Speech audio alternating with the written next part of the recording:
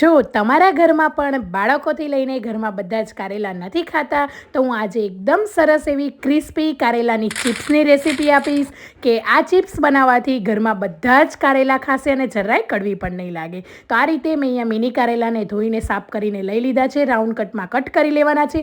વચ્ચેનો બીજનો ભાગ આપણે કાઢીને એકદમ રિંગ શેપમાં કટ કરી લેવાના છે. હવે આ બધા જ કારેલાને આપણે એક બાઉલમાં એડ કરીને અડધી ચમચી મીઠું એડ કરીને 10 મિનિટ રેસ્ટ આપીશું. વધારાનું જે પાણી છે એ બધું જ આપણે કાઢી લેવાનું છે. કારેલા એકદમ સારી રીતે કોરા થઈ જાય એટલે મીઠું, ધાણા જીરું, હળદર, લાલ મરચું પાવડર, 1 ચમચી ચોખાનો લોટ કે કોર્નફ્લોર, 1 ચમચી બેસન એડ કરીને કોટિંગ કરી લેવાનું છે. પાણી કોટિંગ કરતી વખતે જરાય નથી એડ કરવાનું. ગરમા ગરમ તેલની અંદર આ ચિપ્સને ફ્રાય કરી લેવાની છે.